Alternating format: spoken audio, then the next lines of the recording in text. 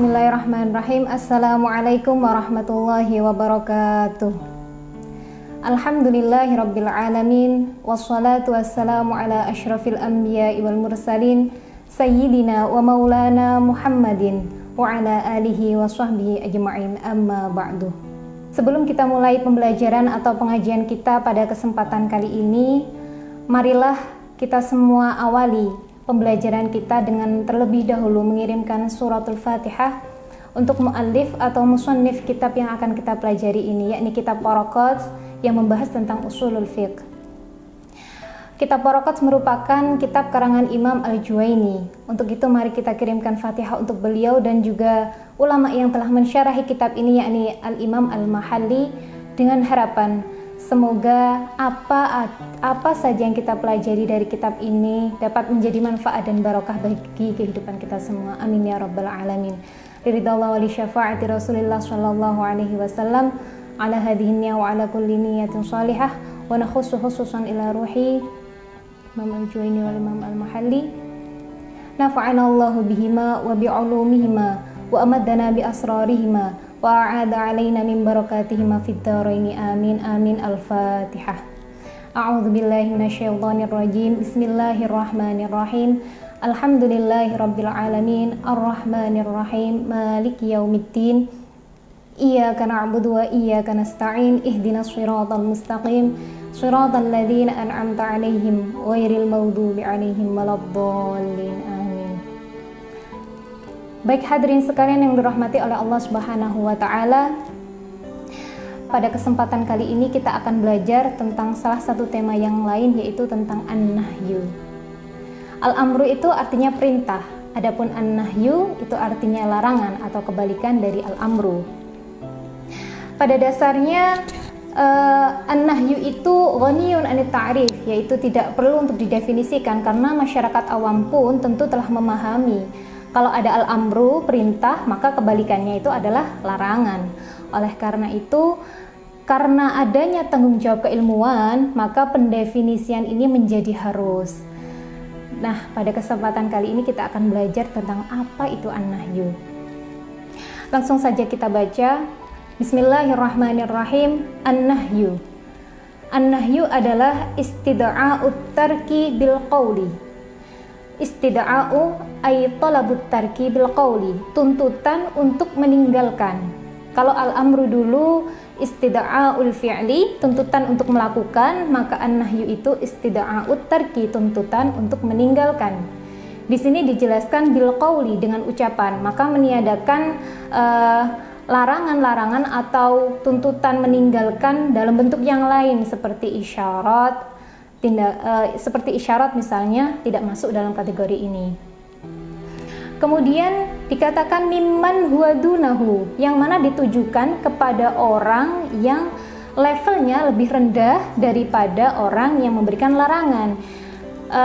Kita berbicara tentang syari' tentunya, Allah Subhanahu wa taala yang memberikan larangan, yang mana Allah melarang kepada hambanya yang levelnya lebih rendah, yaitu kita.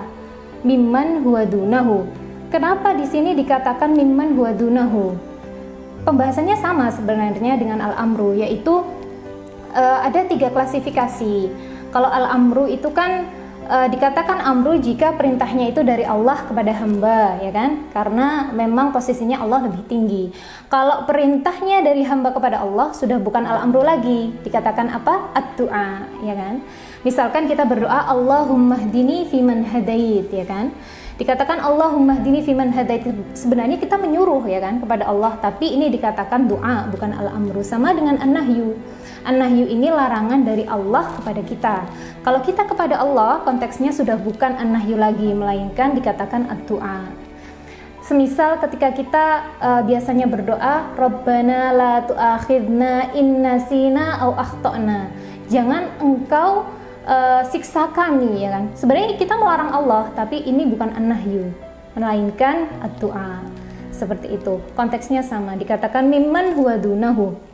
Kemudian ala sabilil wujub, dengan pasti tidak menerima kong kali kong, ya kan? Jadi harus dilakukan, tidak boleh tidak dilakukan. Kemudian Wa yadullu ala fasadil manhi anhu. Wa yadullu, adapun an-nahyu ini menunjukkan ala fasadil manhi anhu, kepada kerusakannya sesuatu yang dilarang. Baik, di sini kita mengenal ada beberapa istilah hadirin sekalian. Yang pertama ada an-nahyu, yaitu larangan. Kemudian ada nahin, yaitu orang yang melarang. Konteksnya di sini Allah Subhanahu wa taala. Ada manhi, yaitu kita yang dilarang, dan manhi anhu, yaitu sesuatu yang dilarang. Nah, di sini dikatakan oleh musannif, nahyu itu menunjukkan rusaknya sesuatu yang dilarang, ya kan? Manhi anhu. Li'ainiha, baik itu karena sesuatu atau ibadah itu sendiri, au lima lazimun biha, ya kan? Di sini dikatakan au amrin lazimun laha, amrin lazimun laha, ataupun karena sesuatu yang lazim atas ibadah itu. Kami contohkan seperti ini.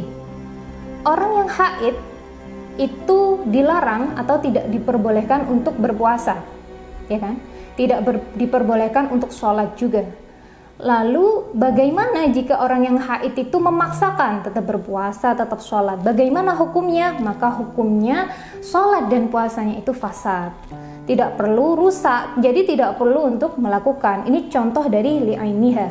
Au li amrin lazimin laha, contohnya seperti ini. Kita tidak diperbolehkan berpuasa ketika hari raya Idul Fitri, ya kan? Idul Adha juga. Sebenarnya puasa itu tidak apa-apa, tidak ada larangan berpuasa. Tapi kenapa ini dilarang? Karena li amrin lazimin laha, yaitu puasanya di hari raya Idul Fitri. Nah, sedangkan hari raya Idul Fitri dan puasa ini tidak bisa dipisahkan dalam konteks ini. Nah, jika tetap memaksakan, misalkan ya ada orang tidak mau berbuka ya hari raya, malah maunya makan misalkan, malah maunya puasa, tetap memaksakan, maka puasanya di hari raya Idul Fitri itu sia-sia, akan menjadi berhukum rusak. Jadi seperti itu. Pendapat yang diambil oleh Imam Muna Al-Juwaini dan juga Imam Muna Al-Mahalli di sini sebenarnya adalah pendapat dari Imam Syafi'i dan juga Imam Malik, yang mana memang pendapat yang mayoritas diambil oleh para ulama. Jika berbicara tentang ibadah, maka pasti ya dulu ala fasadil manhi anhu. Namun jika berbicara tentang muamalah, maka banyak klasifikasinya hadirin sekalian. Namun semuanya itu akan berujung pada fasad juga, kecuali satu, yaitu apabila larangan, sesuatu yang dilarang itu adalah faktor eksternal atau faktor yang di luar dari ibadah itu, yang ghairul lazim, yang tidak pasti terkait dengan ibadah itu. Semisal kalau kita bicara pandemi sekarang, maka kita akan bicara bahwa dilarang bagi umat muslim untuk sholat Jumat di masjid. Kenapa? Dilarangnya kenapa? Karena berkerumun, ya kan? Karena berkerumun. Nah, jika misalkan ada orang yang tetap memaksakan sholat di masjid berjamaah, sholat Jumat, apakah kemudian sholatnya itu rusak? Tidak pasti. Tidak pasti. Kenapa? Karena berkerumun, sesuatu yang dilarang itu tidak selalu karena sholat Jumat. Berkerumun itu bisa karena belanja juga, ya kan?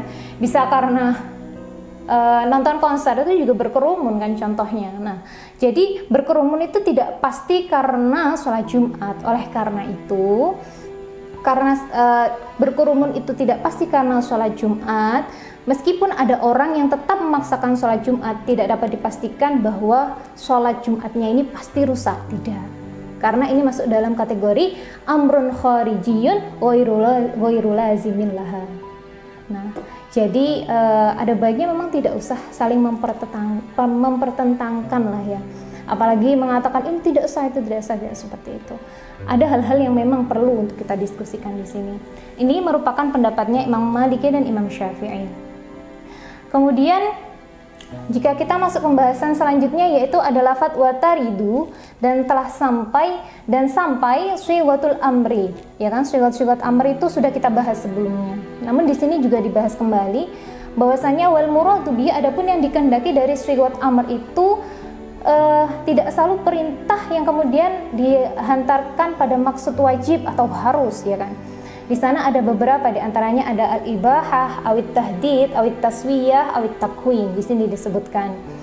Nah, yang pertama wal muradu bihi al-ibahatu, yaitu menunjukkan boleh. Misalkan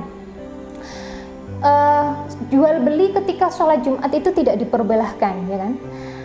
Namun kemudian muncul ayat yang memperbolehkan, dikatakan wa idza qudiyatis sholatu fantashiru fil ard, ya kan? Fantashiru, Allah berfirman fantashiru fil ard, maka tersebarlah kalian di atas bumi, dikatakan seperti itu.